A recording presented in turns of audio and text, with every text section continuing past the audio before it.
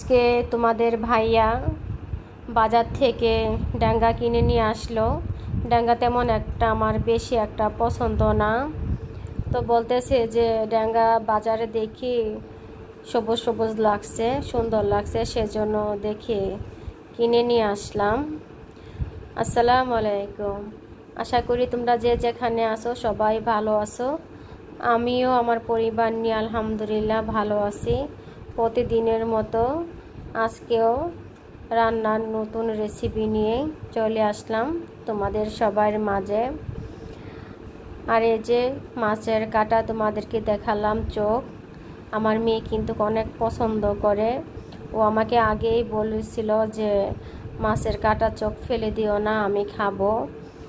ও মাছের কাটা এত সুন্দর করে খায়, কি বলবো, আমরা যে বড় ওর মতো করে খেতে পারবো না।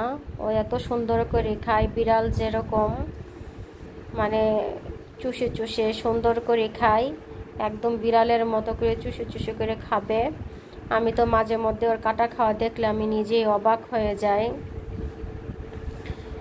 তো ডাঙ্গা আজকে কুড়াল মাছ দিয়ে রান্না করব। দেখা যাচ্ছে যে ডাঙ্গা যদি এখন না রান্না করি, দুদিন পর যদি রান্না করি তাইলে ভালো লাগবে না। আর এমনি তো শাকসবজি এমনি তো বাচ্চারাও খেতে চায় না, পছন্দ করে না, ওদেরকে জোর করে খাওয়াই। ওর আব্বু তো মাঝে মধ্যে বলে যে তুমি বড় মানুষ, তুমি তো খাও না, তো বাচ্চারা কি করে খায় বলো, ওরা কী ভেবে খাবে, তুমি নিজেই তো খেতে চাও না, সবজি খেতে চায় না বলে মাঝে মধ্যে ও কিন্তু অনেক রাগ করে। আগে তো সবজি খেতামই না, ওর জন্য মাঝে মধ্যে শাক সবজি খাওয়া হয়।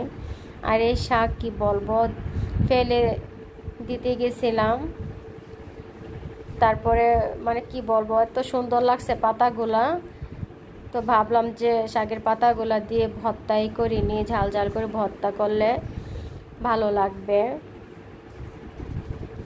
শাক ভর্তা করে নিলাম। কুড়াল মাছের লেজ দিয়ে মাথা দিয়ে ডাঙ্গা রান্নাটা কি বলবো, মানে খাওয়ার পর এত মজা লাগছে, ভাবছিলাম মনে হয় বেশি একটা ভালো লাগবে না, রান্না করার পর অনেক মজা লাগছিল। আর ডাঙ্গাটা মানে কি বলবো একদম নরম হয়ে সিজে গেছিলো, সেদ্ধ হয়ে গেছিলো। ভর্তা দিয়ে গরম গরম ডাঙ্গার রান্না তরকারি দিয়ে খেতে অনেক মজা লাগছিল।